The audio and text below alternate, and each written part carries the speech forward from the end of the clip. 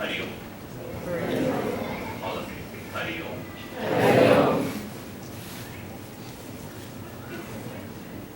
Were you all there? Yeah. Kind of saw what we spoke about.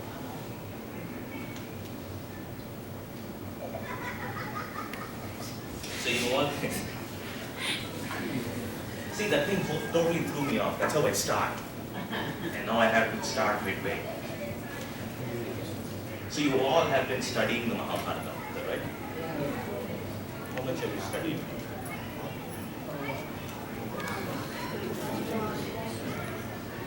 There are two different classes here. The younger class is studying Mahabharata right now, and the older class is actually studying. Okay. So the older class has not studied Mahabharata, just been studying.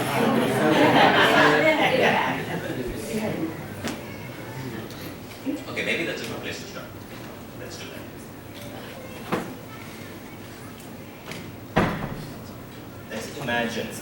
Let's imagine first grader. First grader goes to his parents and asks him, Dad, how long do I have to study before I start working? So the dad makes the kid sit down and says, son, you have to study for 12 years of school. I have to study for 12 years. And then the dad says, well, after that you have to go to college. I have to study for 16 years. It's a good idea to do masters after that. I have to study for 18 years. And then the dad will look at me and says, in case you want to become a doctor, add another 5 to 8 years to that. I have to study for 2 decades? I don't want to go to first grade. Ridiculous, right? But we don't hear first graders say that. Why don't we hear first graders say that? We don't hear them say that because they don't know about college. Because they're stuff. too young, much smarter than we give them credit for. But they're innocent. Fair enough answer. It's a very fundamental answer. They don't say that because to them, and to most of you, but you guys are in the kind of the in-between age, and I'll tell you why. To them, learning is a way of life. They don't know anything else. Learning is a way of life. They don't have an end goal towards learning yet. But we are kind of in the place where we see an end goal. We know that probably we're going to spend studying school, and then maybe in college we can see the end result. The fundamental problem with anything that we do, anything, after a certain age, everything becomes about the result. And these gadgets are not helping.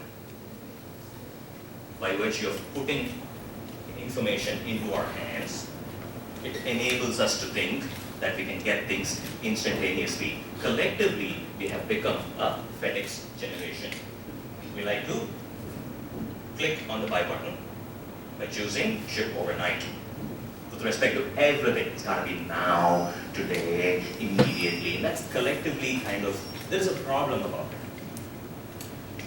The problem is, because we think we can get things instantaneously, that attitude that becomes an attitude, and that attitude becomes a habit. That habit becomes a characteristic. Eventually, that characteristic becomes us. And when we grow up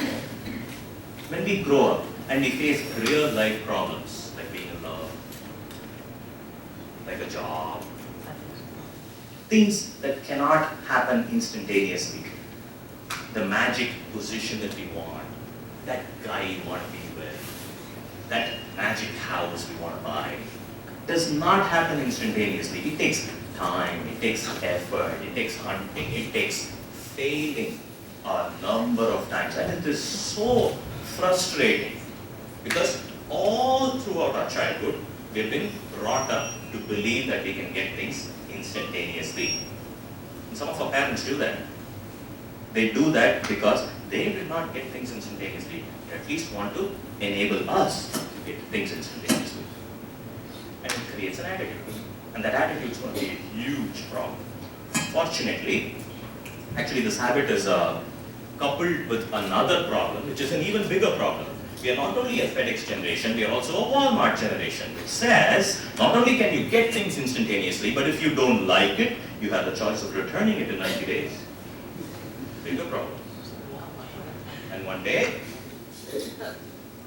go to college, you don't like it, feel you can return it, I can drop out. One day, when you go to work and you don't like your boss, you feel I can quit, don't like it. One day, you get married, and you feel I can get divorced, I don't like it.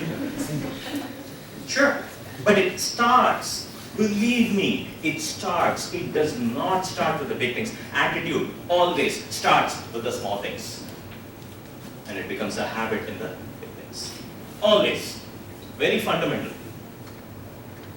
If you have the habit of snoozing your alarm 5 times before you wake up, you're going to miss deadlines, guaranteed. Attitude starts with the small things. And coupled with the FedEx generation and the Walmart generation, we have a problem. We have a big problem. And there are a few ways we can circumvent the problem. We circumvent the problem by taking up an activity, taking up a pursuit, taking up something that cannot be obtained instantaneously, like the Mahabharata. By taking up learning a language like Sanskritam. Cannot be obtained instantaneously. It's got to happen over a period of time. And you're never an expert at it. You do 10 minutes of learning every day. And that has to become a habit. And that is one of the most fundamental reasons, as people who are probably your age, maybe a little older, need to understand. Whatever kind of sales pitch I put up out there just before this, that's for younger kids, to get them excited about this. For you guys, it's way more important, because it serves as a tool that you can learn a little bit every day. And that attitude is fundamentally important to cultivate. So a little bit of, let's put a few stories and see what it teaches us and why it is important. Alright, so who knows how the Mahabharata started? Yeah? King Shantanu. Okay.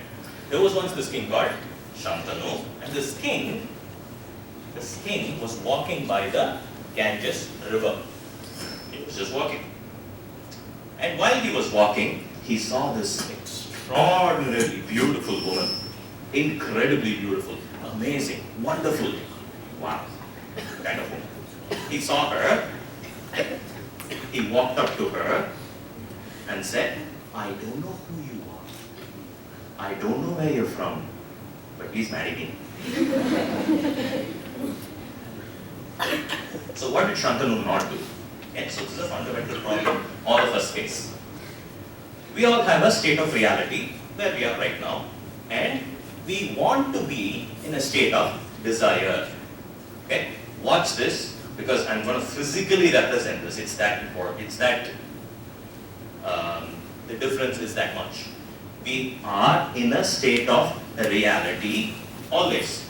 We want to be in a state of desire or get what we want. It's physically represented. If we put ourselves in the state of reality, look at our desire, and make peaceful, step-by-step progress, one day you will reach your desire, guaranteed. Instead, if you put yourself in the state of desire and look at the reality, you will either get frustrated or you will be impulsive. All of us. Let's give an example. I'm in my state of reality. My desire is to look like Tom Cruise. My desire is to have a great body. Unfortunately, it's not true. I'm this puny little guy. I eat a lot of rice. Of course it's not going to happen with this lifestyle. So if I put myself in my state of reality, look at my desire, and make peaceful step-by-step progress. Diet every day, eat properly every day, go to the gym, work out, run, join marathons. One day I will reach here. Guaranteed. What is it that we do? We put ourselves in the state of desire, look at the reality, get frustrated, and start starting. Fundamental problem. And that's exactly what Shantanu did. He did not put himself in a state of reality and look at his desire.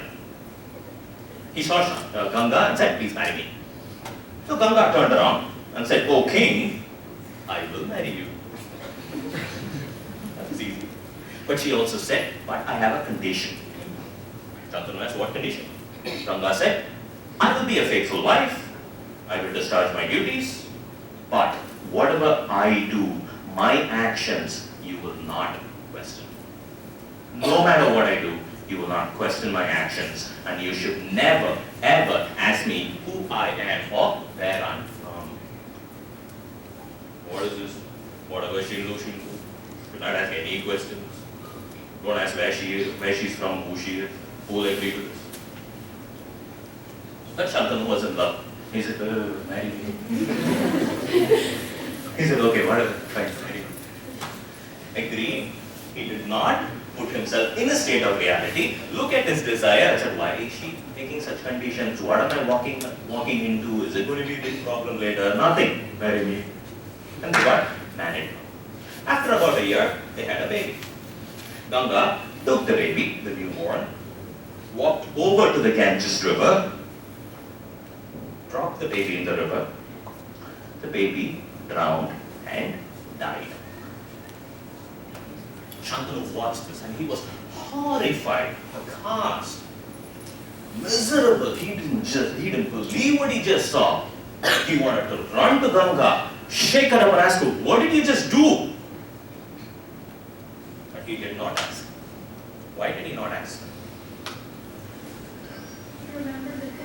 He remembered the condition and the promise that he made, that he will not ask any questions. If you make a promise, keep it. If you don't think you can keep the promise, don't make the promise. Simple. Shantanu made the promise. He felt he had to keep it. He wanted to keep it. He kept it. About a year later, a second child was born. Ganga took the second baby, walked over to the Ganges river, dropped it in the river. The baby drowned and died. Third child was born. What did Ganga do? The same thing. Fourth? Same thing. Fifth? Same thing. Sixth? Seventh? Eighth? No. When the eighth child was born, Ganga took the eighth child, presumably with the same intention, nobody knows. Shantanu could not hold himself any longer. He ran to her, stopped her, turned her around and said, stop it, you evil woman. Why are you doing this? Why are you killing our babies? Who are you? Ganga turned around and said, O king, you have broken your promise and therefore the time has come for me to leave you. But before leaving, I will tell you who I am, where I am from and the reasons for my actions. Whatever Ganga did is right or wrong? Right or wrong? Right? Dropping babies in the river? Yes, right. Of course it's wrong. Can't go around dropping babies in the river. So what Ganga said? Ganga said, I am goddess Ganga. It's the first time she's telling Shantanu, I am goddess Ganga and I am on this earth as a result of sage Vasishta's curse on the 8 Vasus. As a result of sage Vasishta's curse on the 8 Vasus. Vasus. Who here have heard this story before? You know what Vasus are? Yeah? What are Vasus? But Vasus were some demigods from heaven. Yes, the elemental gods. Elemental gods. How many of them? 10. 8 of 8 Vasus. And the Vasus were Aha, Anala, Anila, Dhara, Dhruva, Soma, Pratyusha, Prabhasa. Let's try to repeat the names. Repeat after me. Aha, Anala, Anila, Dhara, Soma, Dhruva, Pratyusha, Prabhasa. I can never remember the same order. So these 8 Vasus were one day holidaying with their wives on a mountain. Just holiday. And while they were holidaying, they came across sage Vasishta's ashram. An ashram is a small hut where sages and rishis used to live. They came across sage Vasishta's ashram, and outside this ashram was Vasishta's divine cow called Nandini. No ordinary cow. She was glowing. A cow that was glowing. So these Vasus and their wives huddled around it and said, wow, a cow that is glowing. It's cool. So they were just looking at it, gazing at it. One of these wives, Prabhasa's wife, turned around to Prabhasa and said, can you get that cow for me? Prabhasa said, no, I can't do that. That's Vasishta's cow. So she said, I really want it. Can't you get it for me? He said, no. That's Vasishta's cow. Why do we need it? I really like it. Please. No. Even though it is Nandini, which gives everlasting life, we are already gods, we are already everlasting. Prabhasa's wife did not give up. Please get it for me. Please get it for me. Don't you love me? God. Prabhasa said, okay. I'll get it for you. And with the help of the other 7 Vasus, he stole Nandini, and the 8 of them disappeared along with their wives before Vasishta came home. Right thing to do, wrong thing to do? Wrong thing to do. Stealing is wrong. Stealing a cow. Why? So they stole the cow.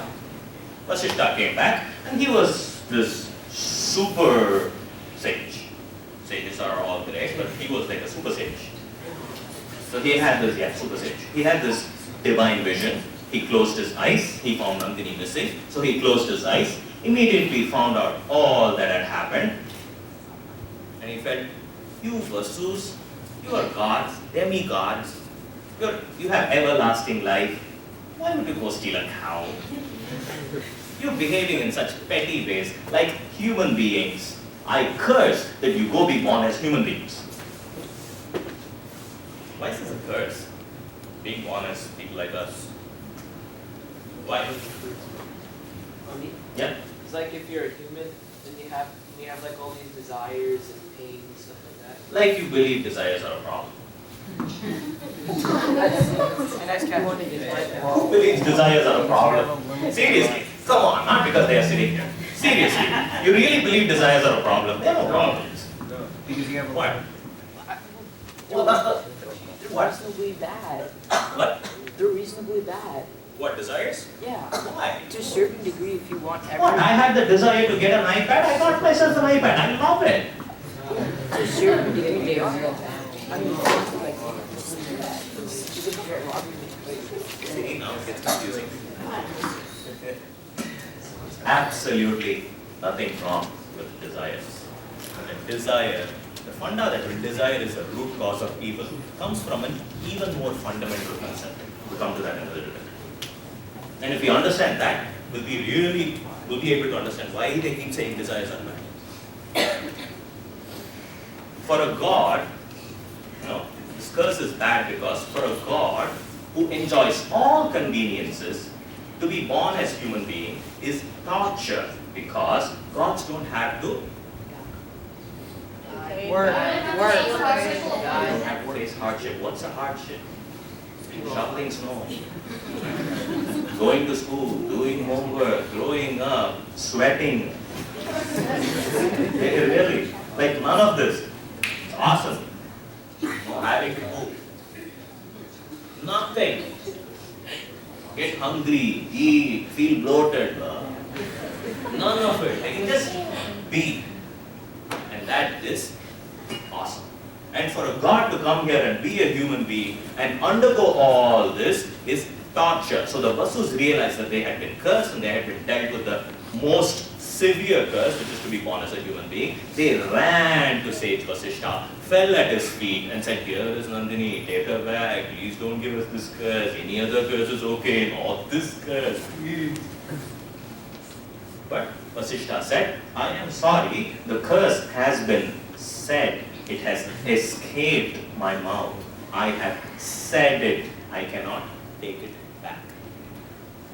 The Vasus kept pleading, they kept begging. Eventually Vasishtha cooled down and said, I cannot take back the curse, but I can reduce the effect of the curse. Vasu said, cool. How? So Vasishtha said, you still have to be born as human beings, but you don't have to live an entire lifetime as human beings. So, go request Goddess Ganga, request her. She will say, okay, whatever I said so. Go request her to be your mother on earth. And as soon as you're born, ask her to drop you in a river and drown you so you can die as human beings and come back and be gods again immediately without having to live long years as human beings. And this reduction in curse, I give to 7 of you, not 8 of you. Since Prabhasa was the god who actually stole the cow, I'm not going to give him a reduction in curse. He has to spend his entire lifetime on earth, but he will have a great life. He will be remembered for a long time, at least after 2014.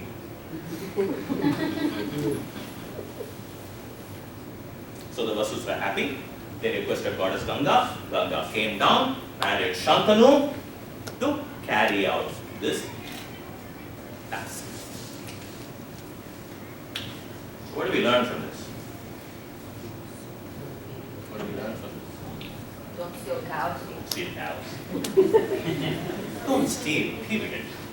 Okay. But yes, don't steal cows. What else? Don't marry random people you meet in the forest. Don't marry random people, yes. What else do we learn? Control your desires. Control your desires. Easier said than done, but yes. Don't always agree to everything without actually knowing the definition. Put yourself in your reality. Look at your desire. Make peaceful, step by step progress. Yes, this is reality. That is desire. See, I got you. I know what your expression meant to. The actual reality hurts. Actual reality hurts. It was a pretty beautiful. Everything happens for a reason. Everything happens for a reason. We may not know the reason why something happens when the incident happens, but happens for a reason. The reason could be something that happened yesterday, day before yesterday, last week, last year, last decade, last century, millions of years ago, worlds apart. It happens for a reason. And that is the most significant lesson. Though we are unable to see that lesson play out in our lives, it is important just to remember that. And it is important to remember that because we have to constantly keep telling ourselves, just do what's important today. Don't worry about yesterday. Don't worry about tomorrow. And it's impossible to practice it unless we keep telling ourselves that. And that is why these stories are important. The more you read them, the more you imbibe them, that will become an attitude eventually, and we will start living for the day instead of the past or future. Isn't that why I read the Mahabharata every day? You read the Mahabharata every day? I study it every day. Very nice. Any other questions about this story? Anything else? If the Vasus were born as humans and they knew perfectly that they were gods, that used to be gods, then couldn't they just commit suicide instead of having to? Probably. They're babies. So there are very few gods. There are very few gods who have the capacity to take avatars, like Vishnu, who took avatars.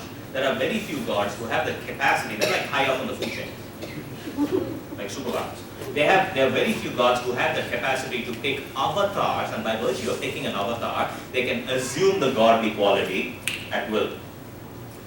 The rest of them, even though they are devas, when they are born as human beings, they have to play by the rules as a human being always. Why? That's the rule. Okay. So after telling all this, Ganga took the 8th child with her, went back to the heavens. After a few years, she came back, gave the son back to Shantanu. By this time, he was a little boy. Said, "O king, this is your 8th son. His name is Devavrata. His name is Devavrata. He has learned the Vedas from Vasishta and he is skilled in all forms of science and archery. Here is your 8th son." Shantanu was very happy. He got his son back. And they started living happily together. Ganga left and went back to heaven because her job was done. And Shantanu and Devavrata started living happily after that point. Alright.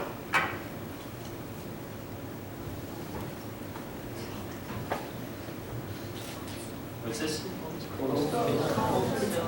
You guys have cold stone, please? Yeah. You have it here? One of question. Does it have it here? Have it here? Like cold stone? Yeah. I love it. Every time I tell the story, every time I look at this cup, every single time after the session, I go to cold stone. That's irresistible. Okay. How many of you want ice cream now? Only so much, the rest of you will care. You want ice cream?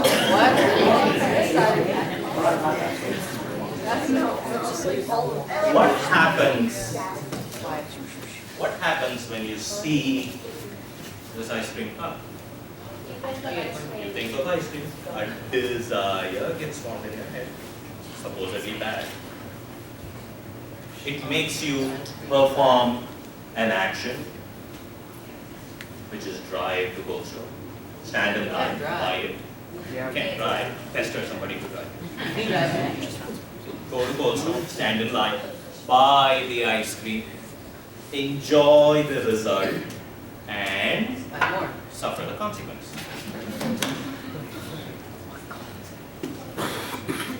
We see something, like Cold Stone ice cream, a desire gets formed in your head, we perform the action, enjoy the result, suffer the consequence.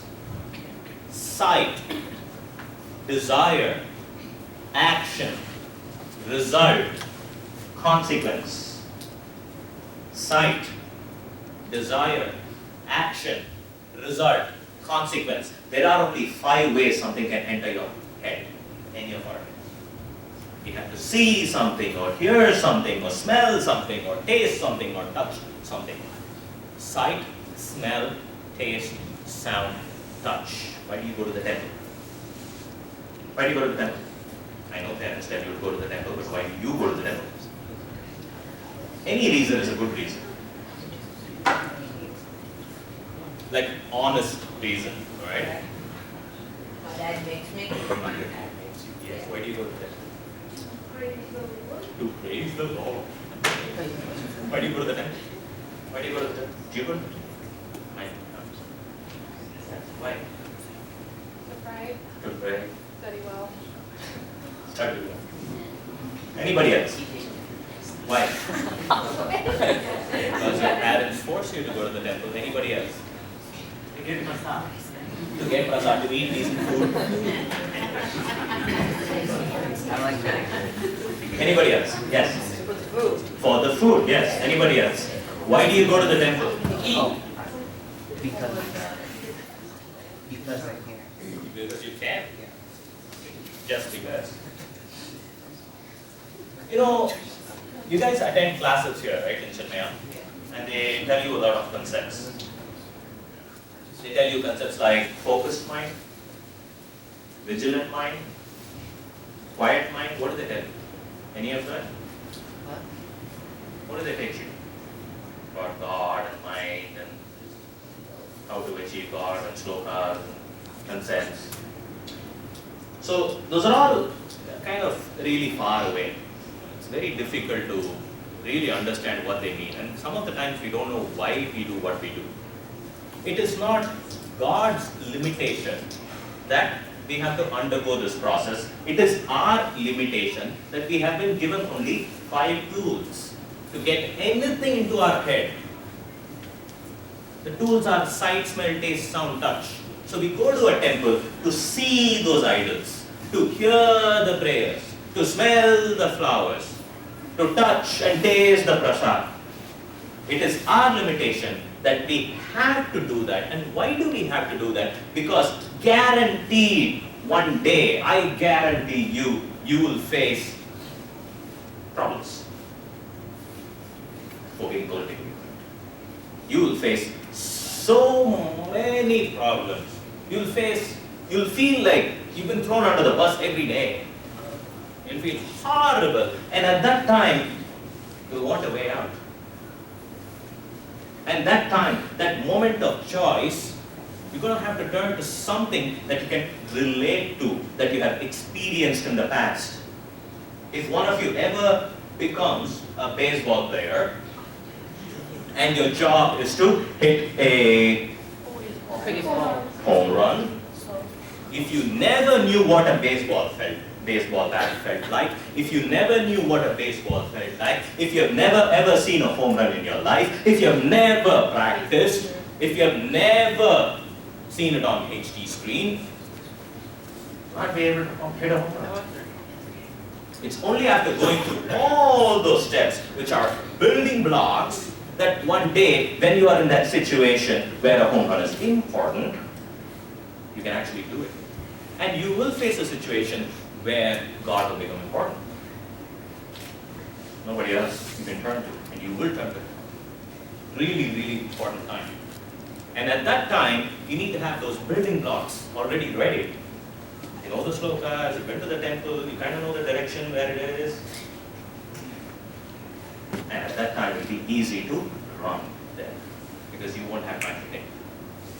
And these are all building blocks. And that is why it's important, even if we don't understand the meanings today. King Shantanu was walking by the Yamuna river this time, and he smelled a divine fragrance. Great smell, awesome smell, very fragrant. Louis Philippe would have bought it. Very divine fragrance. He smelled it, he wondered, what is this? And he walked towards that fragrance, and he saw another beautiful girl. So where does this Shantanu keep going to see beautiful girls? I know.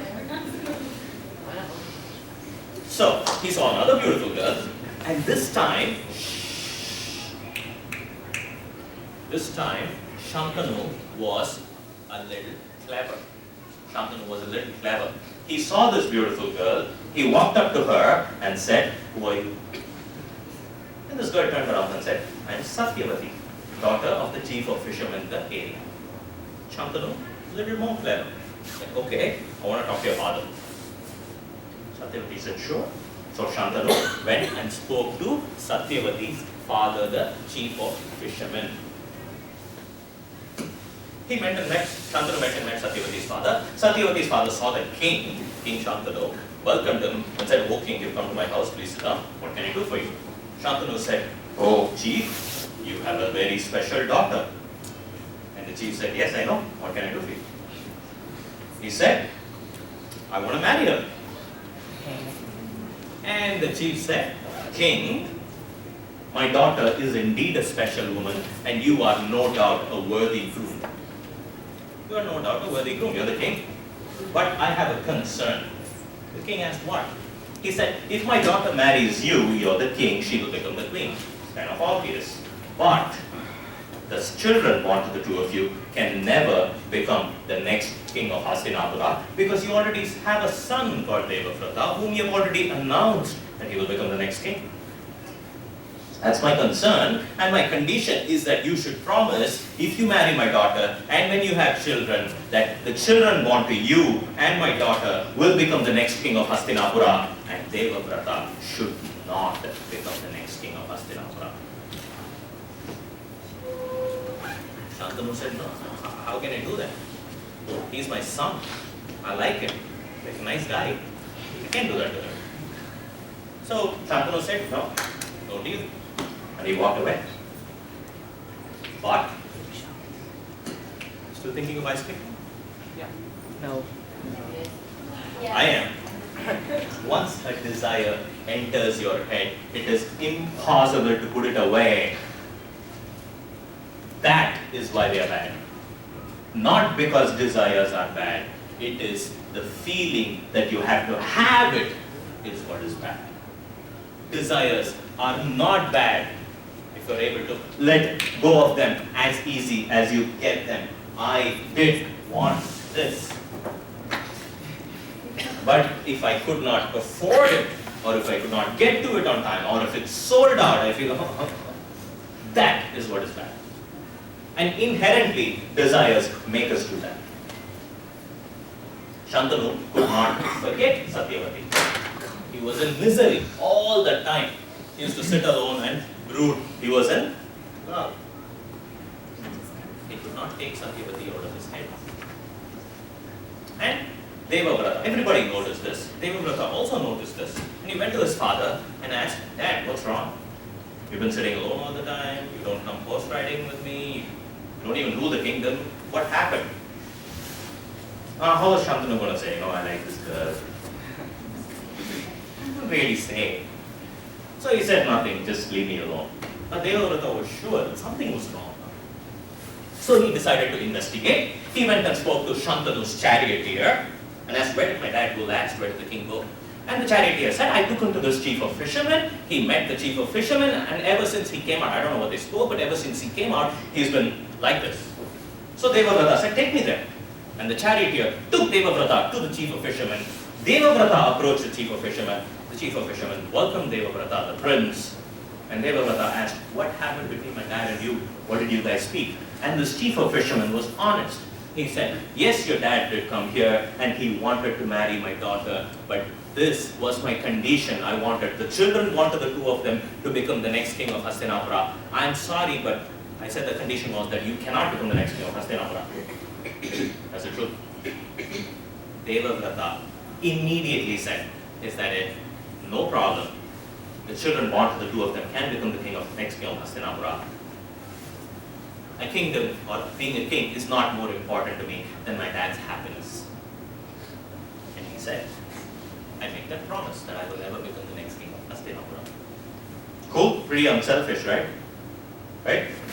Pretty unselfish. So it must have all ended there, everything must have been happy. But the chief added to his condition.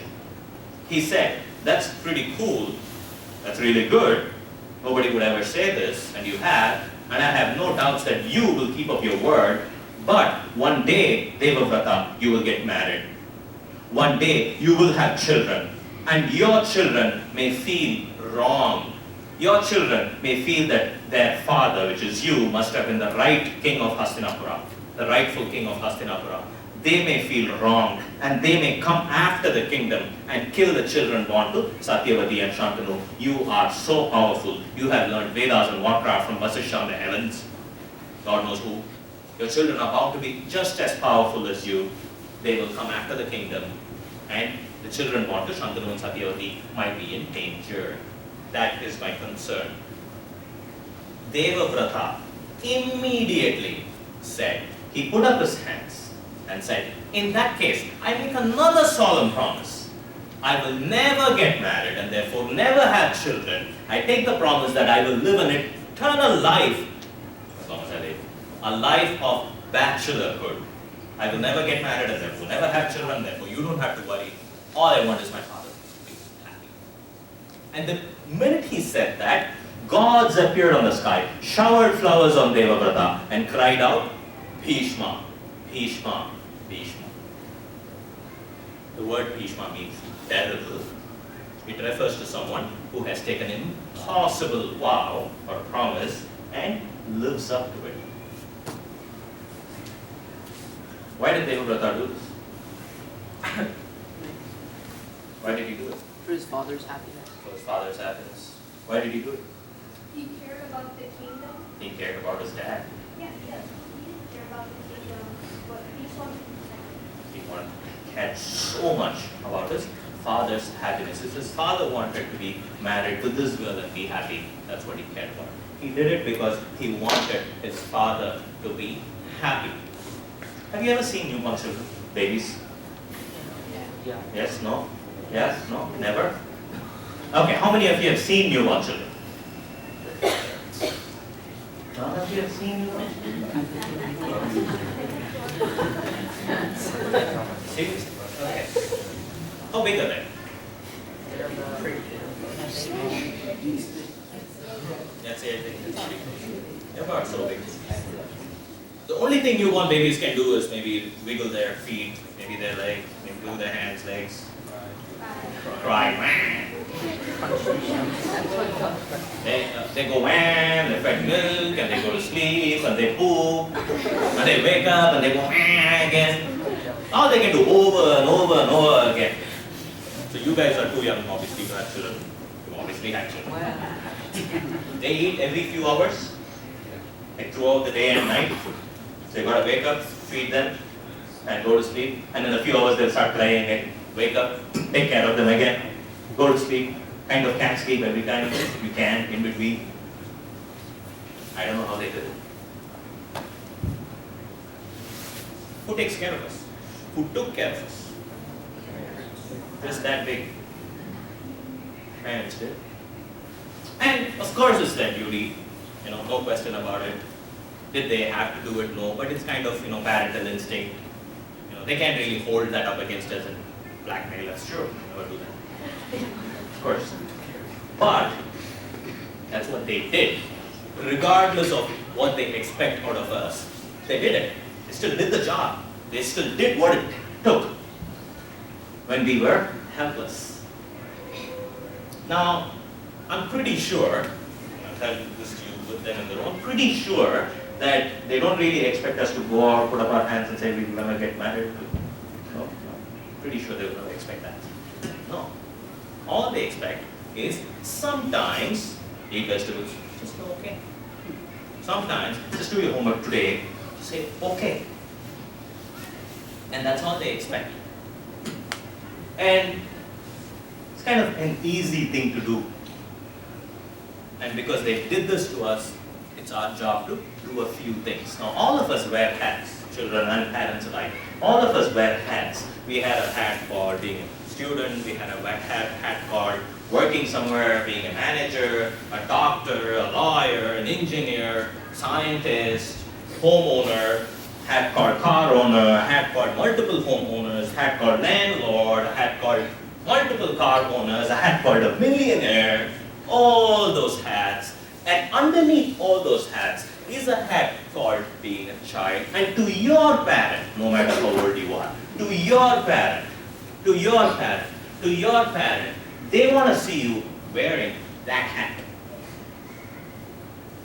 And when you're older, and if your parent wants, if the thing that they want most is, call them once a week, call them once a week. If the thing they want most is, just make your bed, make your bed. Simple things. And that is what Devabrata did. It's not about being selfish. It's not about caring for the kingdom. It's not about doing something great. It's about respect. And remember, Devabrata did not say, oh, that's your condition? Give me a couple of days. I'll go back, think about it, and then get back to you. Immediately, he said, I make this smaller promise. So he did make that promise, got the name Bhishma, took Satyavati back to the kingdom of Hastinapura, told Shantanu what happened. Shantanu and Satyavati got married, and Shantanu was so impressed by his son's unselfish behavior that he gave him a boon. He said, you are no ordinary man. You don't deserve to die like an ordinary man. I give you the boon that you can choose your date and time of death. Eventually we will see that Bhishma actually made use of this boon and chose his date and time of death.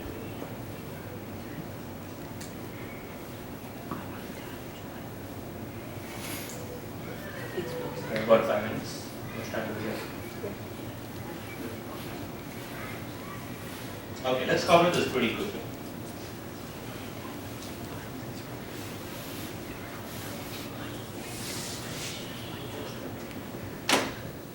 Oh, see this? Nobody sees me? Yes? How much is it? $10.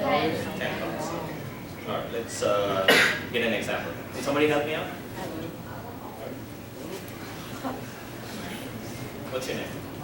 Madhav? Okay. So pick a country. Burma. Call it out. Any country. Australia. Burma. Russia. Kazakhstan. Mongolia. United States of America. Albania. Fiji. Pick Fiji. Fiji Islands. Okay.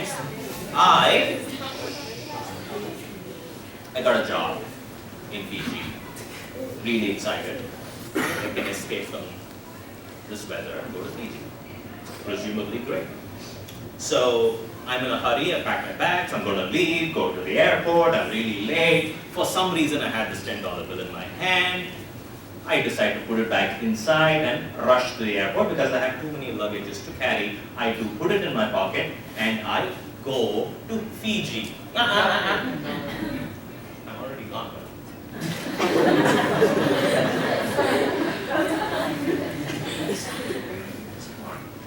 Okay, so I did go to Fiji and I'm gone. Madhav comes along, dropped the $10 bill, but I didn't know that. Madhav comes along and takes the $10 bill and says, hey, free money.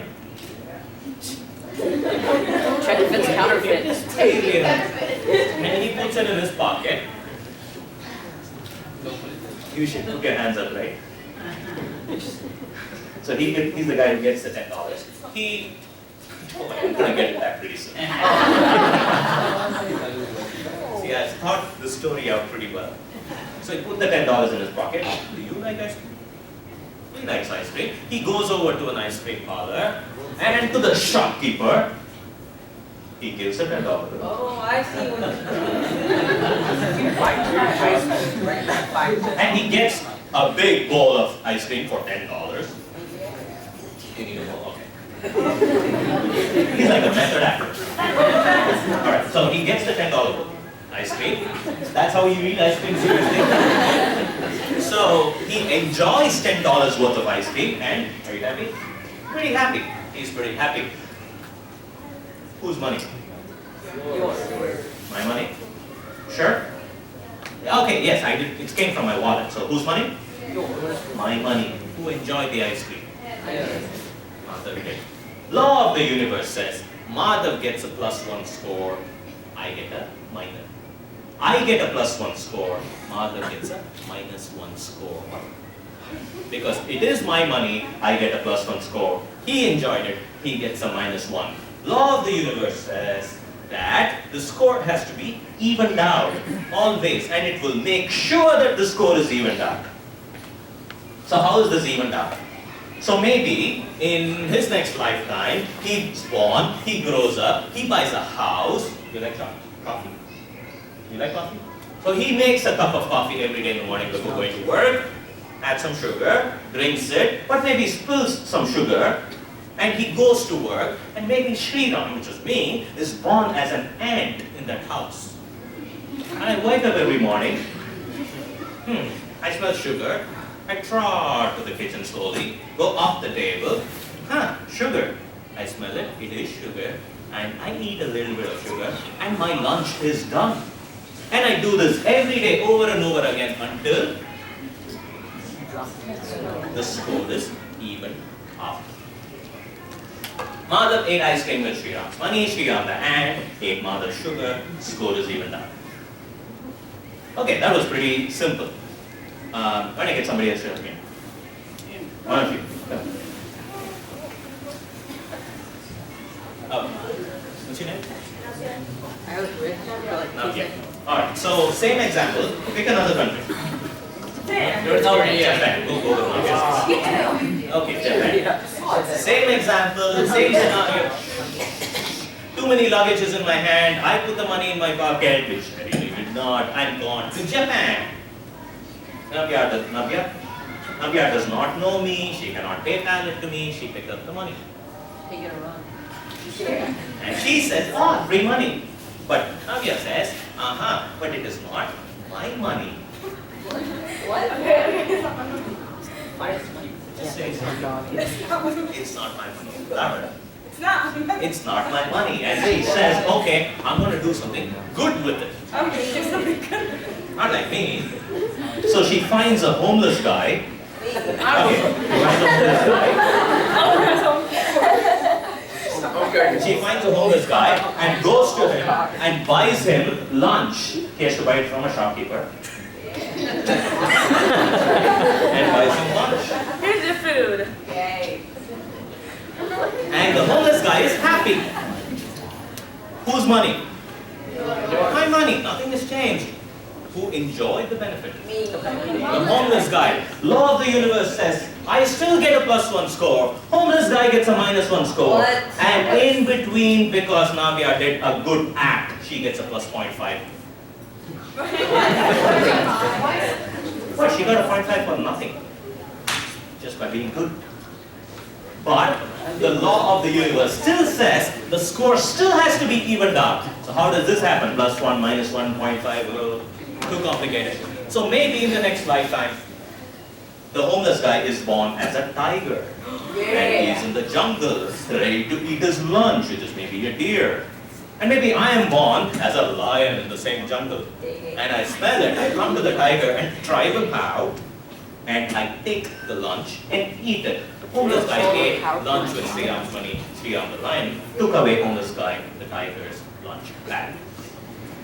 What about Navya?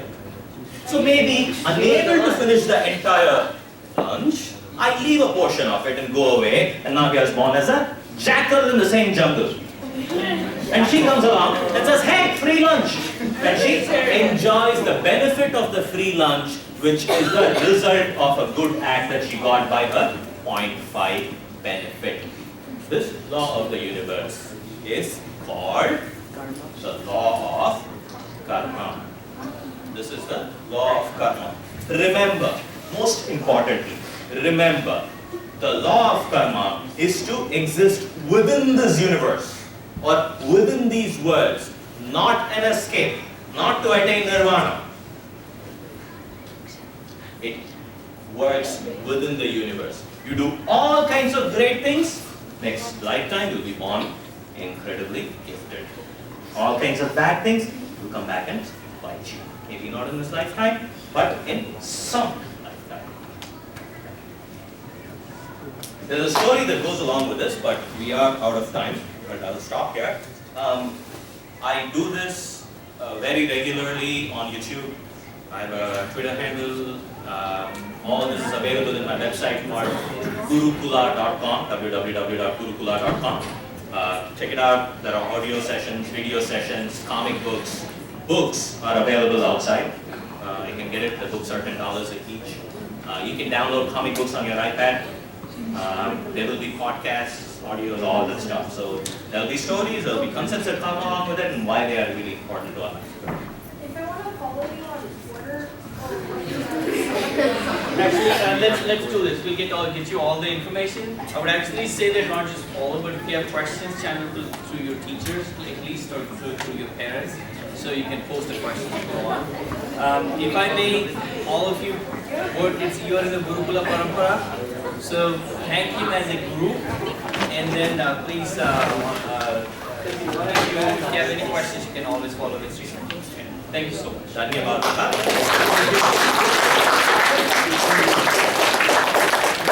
And one of the fundamental things that will change your life, guaranteed, and this changed my life, is that I started learning Sanskrit.